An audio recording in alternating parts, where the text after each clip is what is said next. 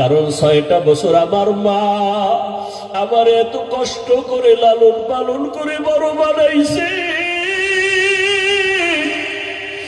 এই 6টা বছর পানি নাই, খানা নাই, আপনিও এসে দেখেন নাই। আমার মা আমার মুখে জিহ্বা দিয়ে আমার পেটের ক্ষুধা নিবারণ করেছে। আমার মা পাগলনির মতো দৌড়াদৌড়ি করেছে। ও আব্বা জান, বাড়ির মধ্যে বসে যদি বলতেন আমি একটু মায়ের থেকে বিদায় নিয়ে আসতাম, পারি নাই, দুঃখ নাই বাবা। আমাকে এখানে জবাই করিয়া আমার রক্তমাখা পোশাকটা মায়ের কাছে নিয়ে যাবেন। আম্মা জান আমাকে না দেখে যদি বলে আমার ইসমাইল কই, আপনি আব্বা রাগ করে আমার মাকে কিছু বলবেন না।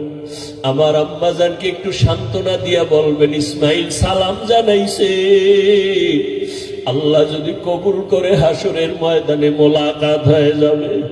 আব্বা জান আর আপনার কাছে দাবি, আমাকে জবাই করার আগে আপনি আমার হাত পা রশি দিয়ে বাঁধেন, কারণ জবাই করতে গিয়া আমার হাতে পায়ে নাড়াচাড়া যদি আপনার শরীরে লাগে বেয়াদবি হবে, আল্লাহ বেজার হয়ে যাবে।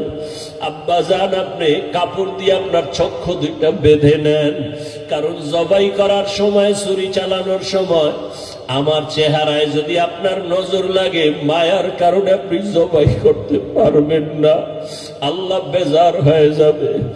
আব্বা জান আমি শুয়া পড়লাম, তাড়াতাড়ি আমার গলায় ছুরি চালান। ইব্রাহিম নবী ইসমাইলের শোয়াইয়া যখন ছুরিটা চালাইতে চায়, আমার মাওলার কুদরতি অন্তরে এত মায়া, আমার আল্লাহ ডাক দিয়ে কয় রে ছুরি, আমার ইসমাইলের একটা পশমের ক্ষতিও যেন তোমার দ্বারা না হয়। আল্লাহর হুকুমে ছুরি কোনো কার্যকারিতা করে না, একটা পশমও কাটে না। ইব্রাহিম নবী এবার পাথরের উপরে আঘাত করলেন, ছুরি দিয়া পাথরটা আলাদা হয়ে গেল।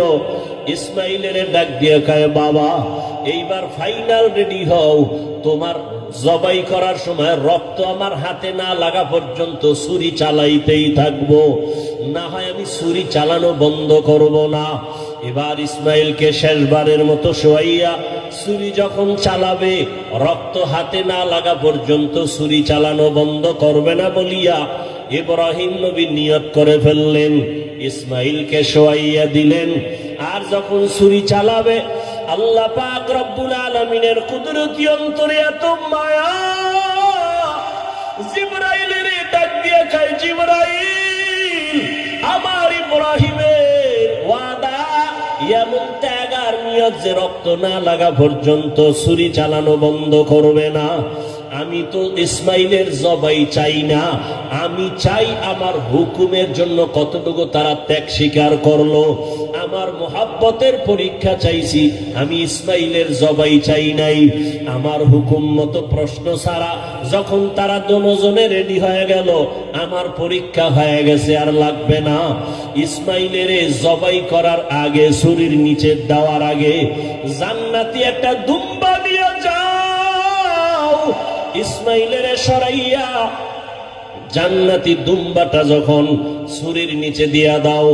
ইব্রাহিম নবী ছুরি চালায়, জিব্রাইল আমিন দুম্বা নিয়ে রওয়ানা। দেখতেছে আমি যাইতে না যাইতেই মনে হয় ছুরির নিচে ইসমাইল জবাই হয়ে যাবে। জিব্রাইল আমিন আসমান থেকে একটা আওয়াজ দিছে, আল্লাহু আকবার, আল্লাহু আকবার। ইব্রাহিম নবী তাকাইছেন, তিনিও ডাক দিছেন আল্লাহু আকবার, আল্লাহু আকবার। এইবার ইসমাইল আওয়াজ দিলেন লা ইলাহা ইল্লাল্লাহ। এইভাবে আওয়াজ দিয়া ইব্রাহিম নবী যখন চক্ষু খুইলা দেখেন রক্ত হাতে লাগছে, ছুরিটাও ছাড়লেন। যখন তাকায়া দেখে খুশি মনে ইসমাইল বুঝি কোরবানি হয়ে গেল, কিন্তু না, দেখে একটা অপরিচিত জন্তু জবাই হয়ে গেল। ইসমাইল পাশে সুন্দরভাবে দাঁড়ানো। বাবা আবার বুঝি ভয় পেয়ে গেলেন, ও ইসমাইল, আল্লাহ বুঝি আমার কোরবানি কবুল করবেন না, আর একবার চেষ্টা করি। সাথে সাথে ওহী নাজিল হয়ে গেল। আল্লাহ কয় ওয়ানাদাইনাহু আইয়া ইব্রাহিম কদ সাদ্দাকতার রুইয়া ইন্না কাযালিকা নাজজিল মুহসিনিন। ইব্রাহিম তুমি আমার পরীক্ষায় পাশ করছো। হাজেরা কাঁদতেছে ইসমাইলের জন্য, জলদি করে যাও। বলে আসো মালিকের দাওয়াতে যাই, মালিকের থেকে কি হাদিয়া নিবা? আমার পক্ষ থেকে দুম্বার গোশত হাদিয়া দিয়া দিলাম। ওয়াফাদাইনাহু বিযিবহিন আযীম, আমার পক্ষ থেকে হাদিয়া দিলাম এই জবাই করা দুম্বার গোশত। ইসমাইলের নিয়ে যাও, ইসমাইলের হাজেরার কোলে ফিরায়া দাও, আর মালিকের পক্ষ থেকে দুম্বা হাদিয়া পৌঁছাইয়া দাও। তোমার হুকুম। এতদিন যত পরীক্ষা করেছো, ধৈর্য ধরে ধরে পাশ করার চেষ্টা করেছি, আমার জীবনের শেষ সময় একটা সন্তান দিয়েছো, মোর বড় মায়ার সন্তান। এই বয়সের সন্তানটাকেও পরীক্ষার মাঝে ফালাইছো। কোনো দাবি নাই, একটা দাবি, আল্লাহ তুমি ধৈর্য দাও, পাশ করার তৌফিক দাও। আর আমার শিশু সন্তান, কত কলিজার মায়ার আমার সন্তান রেখে আসছি, তোমার কাছে আমার দোয়া করলাম। কয়েকটা দোয়া। এক নাম্বার, ও আল্লাহ মেহেরবানি করে এখানে তুমি অন্য মানুষের বাসস্থানের ব্যবস্থা করে দাও, যেই জঙ্গলটাকে তুমি সাফ করে দাও, খানার আয়োজন করে দাও, ওরা নামাজ পড়বে এবং শুকর আদায় করবে, তোমার রিজিকের ব্যবস্থা করে দাও, মানুষের ব্যবস্থা করে দাও, পানির ব্যবস্থা করে দাও। আল্লাহর নবীর দোয়া আসমানে কবুল হয়ে গেল। নবী ইব্রাহিম চলে গেলেন। মা হাজেরা, ইসমাইল, শিশু বাচ্চা, আর কেউ নাই। এক সময় পানি যা ছিল সব শেষ, এখন পানিও নাই। আম্মাজান বাচ্চা ইসমাইলকে দুগ্ধ পান করাচ্ছেন। এক পর্যায়ে দুধও শেষ হয়ে গেল। বাচ্চাকে আর কি দিবে? খাবার, কোনো খাবার নাই, অচেনা জায়গা, চতুর্পার্শ্বে জঙ্গল, কোনো আওয়াজ নাই, মানুষ নাই, এমন এক হালাত। হাজেরা পাগলনির মতো হয়ে গেলেন। বাচ্চাটা কান্না করে ক্ষুধা। একদিন চলে গেল, 2 দিন চলে গেল, 3 দিন চলে গেল। মা সহ্য করতে পারে না। একটা বাচ্চার কলিজা ভরা মায়ের অন্তরে কত কষ্ট। একটা মা বাচ্চার জন্য কতটাই যে বেকারার হয়ে থাকে। এই বাচ্চার এত কষ্ট, মা বুকে ধারণ করে করে বাচ্চাকে বড় বানায়। ও সন্তানেরা, মায়ের কষ্ট যদি ভাবত, জমিনে কোন সন্তান মা বাবার সাথে বেয়াদবি করতে পারত না। মা এত কষ্ট করে করে আমাকে মানুষ বানাইছে।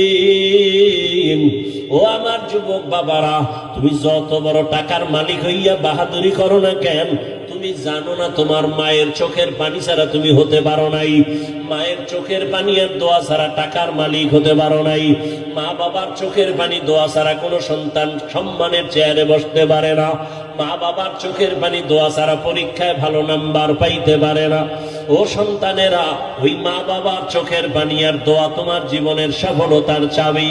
বেয়াদবি করবা না, ওই মায়ের ঋণ জীবন দিয়েও আদায় করা সম্ভব হবে না। ইসমাইল শিশু বাচ্চা ক্ষুধার তৃষ্ণায় কান্না করে, ক্ষুধা, পেটে ক্ষুধা প্রচন্ড রূপ ধারণ করলো। মা হাজেরা কোথায় যাবে? পানিও নাই, খানাও নাই। হঠাৎ করে তাকায় দেখে মারোয়া পাহাড়ে একটু পানি পানি মনে হয়, কিন্তু দৌড় দিছে আম্মাজান। হালকা ভাবে দৌড়াইয়া গিয়ে দেখে পানি না, সূর্যের আলো বালুর মধ্যে লাগছে, তো পানির মতো একটা ঝলমল করতেছে, কিন্তু পানি নাই। ওখানে যাইয়া আবার মারোয়া পাহাড়ে তাকায়, সফায় তাকায়, দেখে ওখানে আর একটু পানি পানি মনে হয়। আবার দৌড় দিছে। দিলের মধ্যে তামান্না, আমি না খাইয়া মরে যাই, আমার বাচ্চা যেন কষ্ট না পায়। আমার কলিজার সন্তান আমার গর্ভে থেকে ঘুমাইতে দেয় নাই। একটা বাচ্চা গর্ভে নিয়ে মা খানা খাইতে বসছে, বাচ্চা পেটের মধ্যে আঘাত করেছে। মায়ের পেটে এমন বেদনা শুরু হয়েছে, মা খানার প্লেটটা সরাইয়া বিছানায় শুয়ে কান্না শুরু করেছে। রহমতের নবী বলেন, ও নারীরা, এত মর্যাদা তোমাদেরকে দেওয়া হয়েছে, আর কিয়ামত পর্যন্ত কেউ মর্যাদা বাড়াতে পারবে না। ওই যে বাচ্চা গর্ভে নিয়ে কষ্ট করে করে না খাইয়া দিন কাটাইলাম, এক একটা দিন আমার আল্লাহ নারীর আমল নামায় রোজার সওয়াব দান করবেন। মা বাচ্চা গর্ভে নিয়ে রাতে ঘুমের বিছানায় গেছে, হঠাৎ করে বাচ্চা আঘাত করেছে, মা ঘুমাইতে পারে নাই, সারা রাত কান্না করে কাটাইছে। আল্লাহর নবী বলেন, একটা মা বাচ্চা গর্ভে নিয়ে রাত ঘুমাইতে পারে না, আল্লাহ তাআলা ওই মায়ের আমল নামায় কদরের রাতের সওয়াব আল্লাহ দান করবেন। এত মর্যাদা নারীদেরকে আল্লাহ দান করেছেন।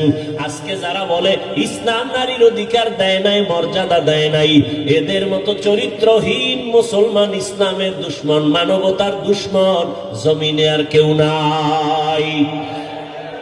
মা হাজেরা দৌড় দিলেন ভাই দুই পাহাড়ের মাঝে, দৌড় দিলেন কয়েকবার। এই যে দৌড় আল্লাহর কাছে খুব ভালো লাগছে। আল্লাহ পাক কিয়ামত পর্যন্ত আইন বানায় দিলেন, বিধান বানায় দিলেন।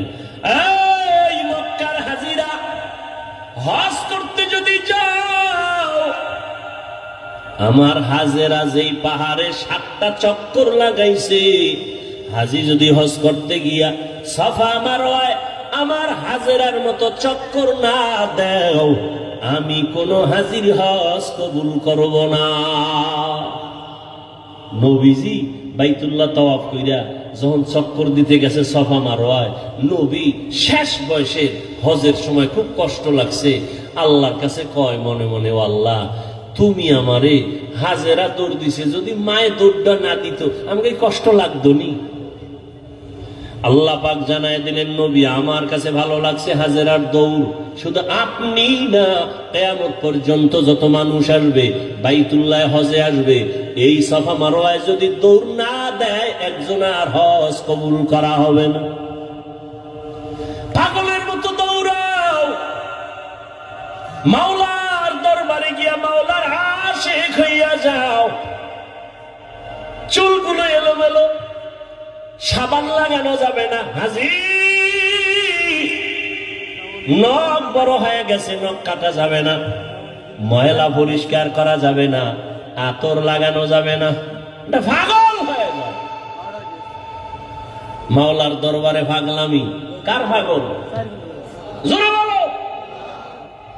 এটা বুঝার মতো যাবো মেধা নাই, ওরাও পাগল। ওরাও কি? ওরা দুনিয়ার পাগল, ওরা আখেরাতের পাগল না। এজন্য ওরা বুঝে না যে মাওলার পাগল কেমনে হয়। ওখানে গিয়া পাগলামি, মাওলা পাকের মুহাব্বতের আশিক, আশিক মাশুক কি চায় সেইটাই দেওয়ার জন্য পাগল। প্রেমিকা আমার কাছে কি চায়, প্রেমিকটা খুশি রাখার জন্য তাই করে। বন্ধু কোন রঙের জামা পরে, আমার ওই জামা লাগবে, তো বন্ধুর মোহাব্বত আরো বাড়বে। টুপি মাথায় দেওয়া যাবে না, গেঞ্জি গায়ে রাখা যাবে না, সাদা কাপড় মরার আগে মরণের কাপড় পেঁচাও। এইবার সবার এক আওয়াজ, কে ফকির, কে ধনী, কে শিক্ষিত, কে অশিক্ষিত, সবার এক পোশাক, এক আওয়াজ, সব এক দরবারের ভিক্ষুক, সবার আওয়াজ এক, লাব্বাইক আল্লাহুম্মা লাব্বাইক, লাব্বাইক লা শারীকা লাক লাব্বাইক, ইন্নাল হামদা ওয়ান নি'মাতা লাকা ওয়াল মুলক লা শারীকা লাক। আপনাদের কষ্ট হয় মনে হয়?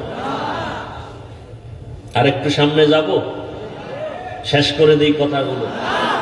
ভাইয়েরা আমার, উঠা বসা করলে আমি মোনাজাত দিয়ে দেব। আমি এটা পারবো না, কারণ কষ্ট, আপনি যদি আমাকে মূল্যায়ন না করেন আমার দরকার কি বয়ান করা। ভাইয়েরা আমার, মা হাজেরা দৌড়াচ্ছেন আর চোখের পানিগুলো পড়তেছে। ওদিকে ইসমাইল বাচ্চাও কান্না করে। বাচ্চা কান্না করলে দেখবেন ওদের পা গুলো লাফায়নি, দেখছেন আপ ডাউন করে, তো বাচ্চার পা লাফাচ্ছে। হঠাৎ করে পানির ফোয়ারা শুরু হয়ে গেছে। মা হাজেরা পানি দেখে একটা দৌড়াইয়া গিয়া পানিটারে আটকানোর জন্য, পারে না মহিলা মানুষ, খুব খুশি, তার ইব্রানি ভাষায় একটা আওয়াজ দিলেন। দেখছেন নি মাওলার কুদরত, কি দিলেন? পানিকে বললেন জাম জাম, থাম থাম। আল্লাহর কাছে এই শব্দটাও কবুল হয়ে গেছে। কিয়ামত পর্যন্ত এই পানিকে কি পানি বলে? শব্দটা কার? এইমাত্র বলছি শেষ। মা হাজেরার জবানের আওয়াজ, ঝম ঝম থাম থাম, পৃথিবীর বিশুদ্ধ পানি। সাহাবাদের মধ্য থেকে কেউ নবীকে জিজ্ঞাসা করলেন, ইয়া রাসূলুল্লাহ, এই ঝমঝম কূপের পানির তলা কই? Crore crore crore million trillion trillion পানি হাজি সাহেবরা নিয়ে যায়, কমে না বাড়ে না, সমান। নবী কয়, এই ঝমঝম পানির কূপের তলা হলো হাউজে কাউসারের সাথে। আরো জোরে, কোথার সাথে? মুফাসসিরিনে কেরাম লিখেছেন, কাউসারের পানির থেকেও ঝমঝমের মূল্য বেশি। রাসূলকে যখন মেরাজে নেওয়া হয়, নবীজি বলেন, জিবরাইল আমিন আমাকে ধইরা জমজম কূপের পানি দিয়ে ওযু বানাইলেন। ওযু বললাম, এর আগে আমাকে শোয়াইয়া, চিৎভাবে শোয়াইয়া আমার বুকটাকে চিরলেন, ভেতর থেকে কলব বের করলেন, স্বর্ণের পেয়ালায় রাখলেন, ঝমঝম দিয়ে ধুইলেন, আবার ভেতরে রাখলেন, এরপরে আবার আটকায় দিলেন।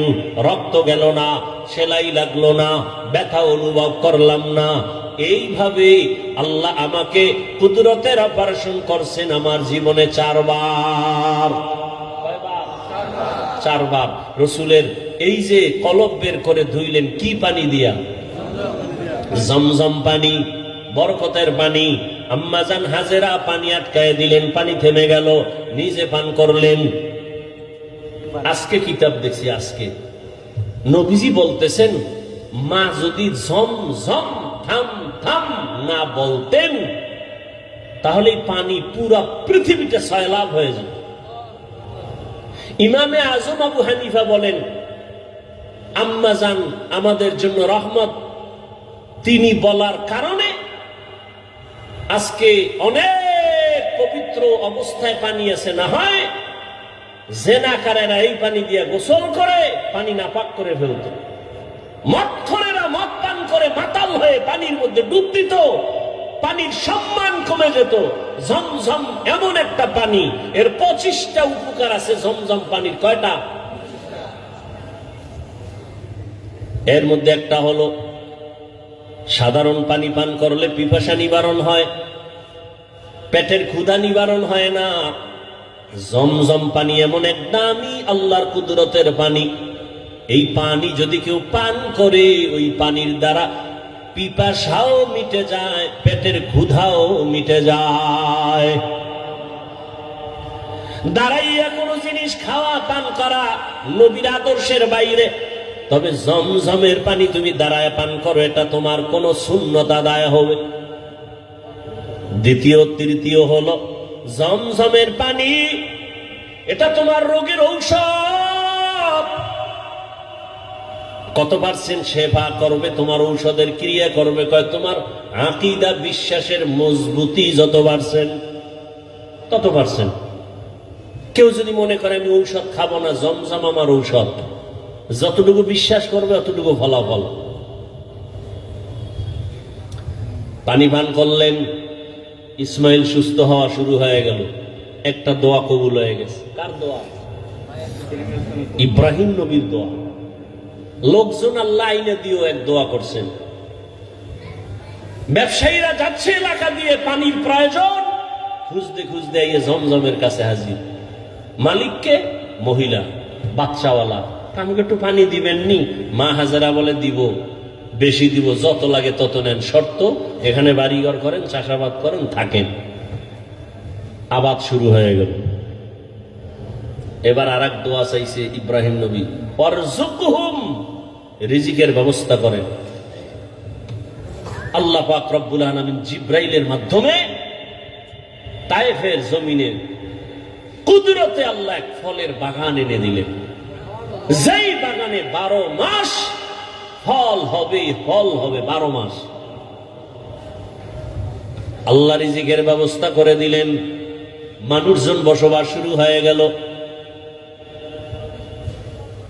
এখন আর ওয়ানাবাদী এলাকা আবাদি হয়ে গেল, মানুষজনের অভাব নাই, কত আনন্দে জীবন যাপন করে। ইসমাইল বড় হতে হতে হতে হতে 6 বছর প্লাস হচ্ছে। ইব্রাহিম নবী এর মধ্যে একদিনও আর আসেন নাই। আল্লাহর পরীক্ষা দ্বিতীয়টা এবার আবার শুরু, কোরবানির। ওদিকে ঢুকবো।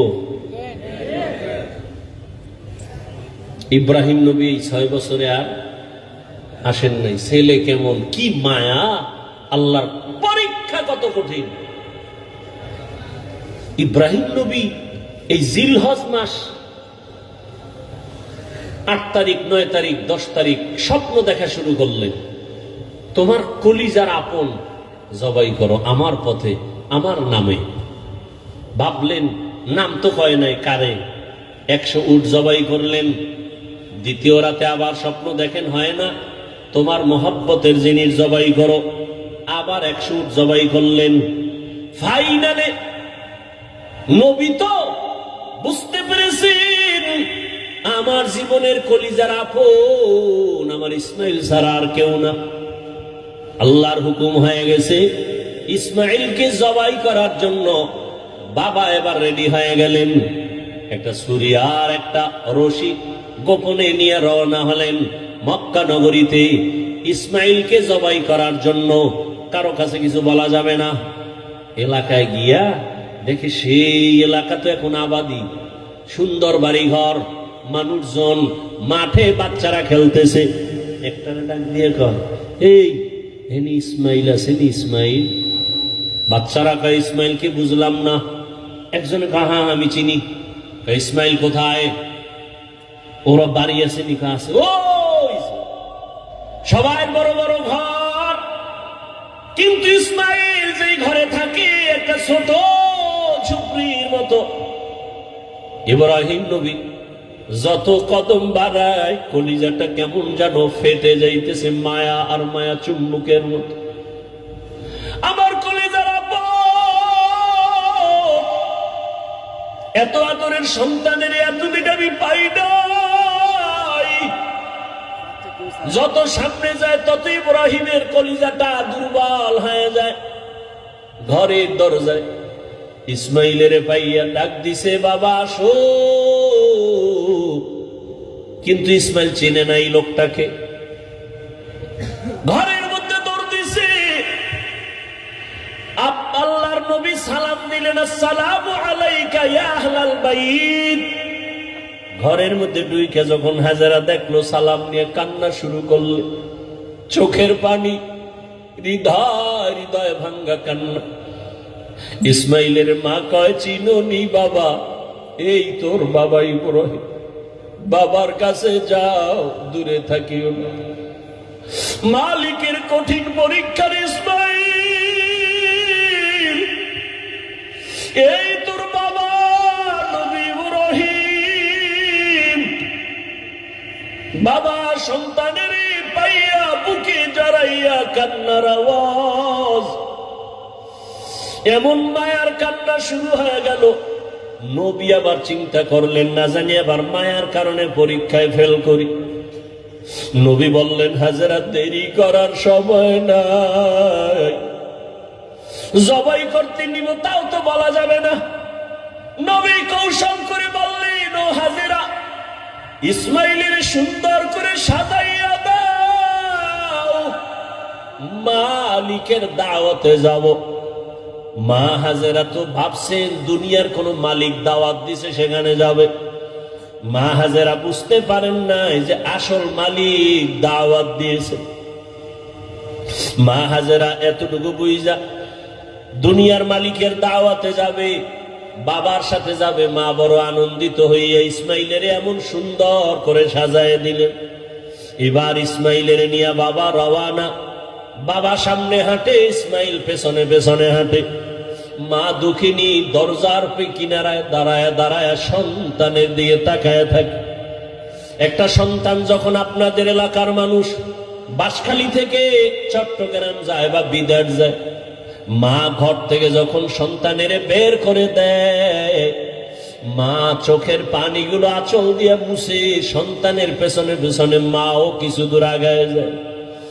মা সহ্য করতে পারে না, সন্তান আবার কই ওরেও আমার কাছে থাইকা যখন মা বলিয়া ডাক দেয় কলিজাটা ঠান্ডা হয়ে যায়।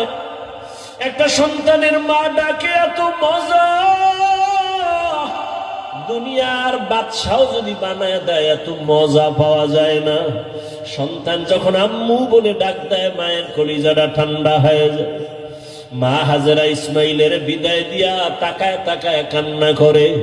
ইব্রাহিম নবী পিছনে তাকায় না, তাকাইলে মায়ার কারণে পরীক্ষায় পাশ করা যাবে না। ইসমাইলও আনন্দে আনন্দে যখন বের হয়ে যাচ্ছে, শয়তানের মাথা গরম হয়ে গেল। এই পরীক্ষায় যদি ইব্রাহিম পাশ করে দুনিয়াওয়ালারা বহু বিধর্মী মুসলমান হবে। কেমনে পরীক্ষায় ফেল করানো যায়? হাজেরাকে একটু ধোকা দেই। হাজেরারে গিয়া ধোকা দিয়ে কয়, হাজেরা ইসমাইলের কোথায় ছাড়লা? কয় মালিকের দাওয়াতে গেছে। বলে কোন মালিক? বলে দুনিয়ার কোন বাদশা। কয় না না, আমি জানি আল্লাহ দাওয়াত দিছে। কেন? হাজেরাকে বলে জবাই করার জন্য। হাজেরা ডাক দিয়ে কয়, রে শয়তান, তুই আমাকে ধোকা দিস না। একটা বাবা হইয়া কোনোদিন সন্তানের জবাই করতে পারে না। যখন এই কথা বলছে, শয়তান ডাক দিয়ে কয়, আল্লাহ হুকুম করছে জবাই করার জন্য।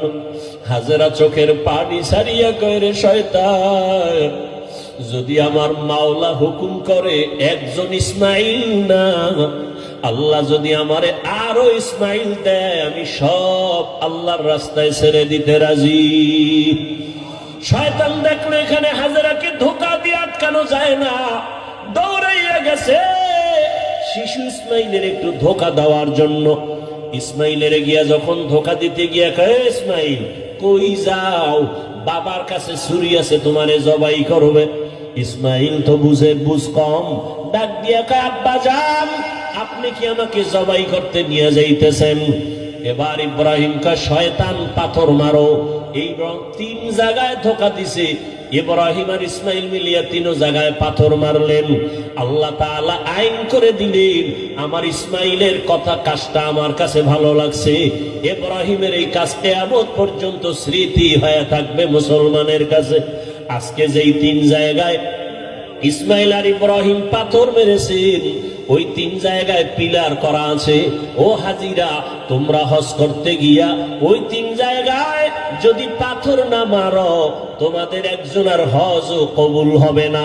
এবার নিতে নিতে ইসমাইলকে নিয়ে মিনা বাজারে হাজিরা এখন যেখানে কোরবানি দেয়, ইসমাইলের যেই জায়গায় কোরবানি দিছেন ওই জায়গায় ইব্রাহিম নবী ইসমাইলের নিয়া এবার চিন্তা করলেন, আল্লাহ আমারে কেমন সন্তান দিলেন, একটু পরীক্ষা কইরা দেখি।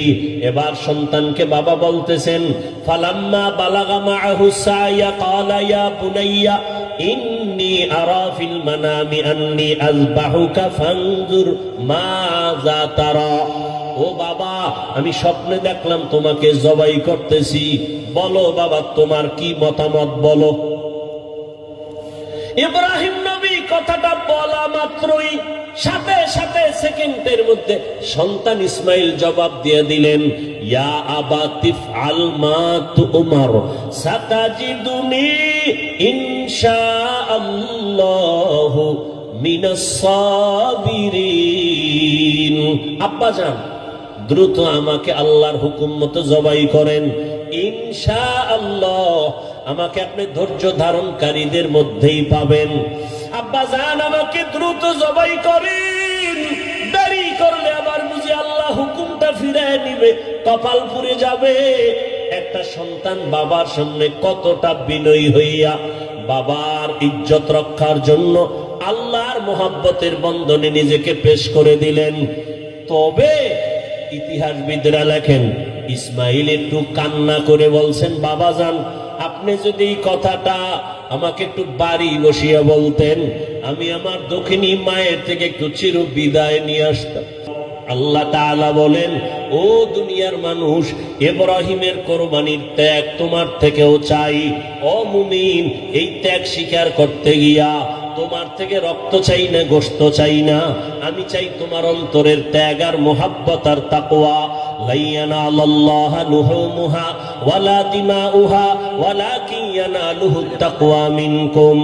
ও আমার যুবক বাবারা, ও পর্দার আড়ালের মা বোনেরা, ও বৃদ্ধ বাবাজি, আমার আল্লাহর পরীক্ষায় পাশ করিয়া জান্নাত পাওয়ার জন্য একজনের চেষ্টায় হবে না। হাজেরার যেমন চেষ্টা, ইসমাইলের তেমন চেষ্টা, নবী ইব্রাহিমের তেমন চেষ্টা। একটা ঘরের ভেতরে একটা জান্নাতি পরিবেশ তৈরি করতে হলে বাবারও এক মন হতে হবে, স্ত্রীকেও এক মনওয়ালা হতে হবে, সন্তানেরও মতামত এক থাকতে হবে। স্বামী আর স্ত্রীর মন আর মতামত যখন এক হবে, সন্তানের মতামত যখন মা বাবার মতের সাথে মিলিয়ে যাবে, ওই সন্তান ওই সংসারে শান্তি আসবে, আল্লাহ রহমতের বাড়ি দ্বারা বর্ষণ করতে থাকবেন। ও আমার যুবক বাবারা, ও পর্দার আড়ালের মা বোনেরা, আম্মাজান হাজেরা যদি নিজের থেকে সহযোগিতা না করতেন, ইব্রাহিম নবী পাশ করতে পারতেন না। ইসমাইলও যদি বাবার কথায় একমত না হইতেন, পরীক্ষায় পাশ করা যাইত না। অতএব যারা মা আছেন, আপনার সন্তানটাকে আপনি ডাক্তার বানাবেন, ইঞ্জিনিয়ার বানাবেন, তবে আদর্শবান বানায় যান, বেয়াদব যেন না হয়। সন্তান কখনো যেন আচরণ দিয়া আপনাদের কষ্ট না দেয়, সন্তানের আচরণে যেন শিক্ষক কষ্ট না পায়, সন্তানের আচরণে আলেম ওলামা মুরব্বীরা যেন কষ্ট না পায়। আদর্শবান ডাক্তার হলে সন্তানটার সম্মান আল্লাহ বাড়ায় দিবেন। মা বাবার একমত থাকতে হবে, নিজেদের আদর্শ সুন্দর করতে হবে। ও আমার যুবক বাবারা, আমি এতক্ষণ বয়ান যা করলাম একবারও কিন্তু বলি না স্কুল কলেজ বাদ দিয়া মাদ্রাসায় যাও, আমার মতো টুপিওয়ালা হও। বরং আমি শেষ বেলায় বলে গেলাম, তুমি ডাক্তার হও, ইঞ্জিনিয়ার হও, প্রফেসর হও, স্কুল কলেজে বড় কোনো বাধা নাই, তবে বেয়াদবি করবা না। মা বাবার দোয়া নিও, শিক্ষকের দোয়া নিও, ওলামায়ে কেরামের দোয়া নিয়ে আদর্শ ডাক্তার হইও। মা বাবার সাথে যদি বেয়াদবি করে বরদোয়া নাও, মরার আগে পঙ্গু হয়ে যাবা, কপাল পুড়ে যাবে। শিক্ষকের সাথে যদি বেয়াদবি করে বরদোয়া নাও, লেখাপড়ার জীবন থেকে ধ্বংস হয়ে যাবা। আলেম ওলামার বরদোয়া নিয়ে যদি চলো বেয়াদবি করো, তোমার চরিত্র নষ্ট হয়ে যাবে। এই তিন জায়গার দোয়া নিয়ে চলিয়া ডাক্তার হও, জীবন সফলতার দরজা খুলে দিবে। তুমি ইঞ্জিনিয়ার হলো, তুমি সফল ইঞ্জিনিয়ার হবা, দুনিয়ার সবাই তোমাকে মোহাব্বত করবে, সম্মান করবে।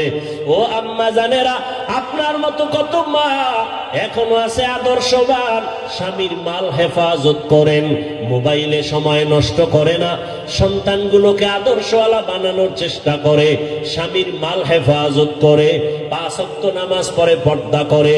আম্মা জানেরা, আপনারা কেন পারবেন না? এখনো সময় আছে, তওবা করে নেন। ও আমার যুবক বাবারা, তোমার মতো কত যুবক স্কুল কলেজে পড়ে নামাজ ছাড়ে না। মনটাকে প্রশ্ন করো, তুমি কেন পারো না রে বাবা?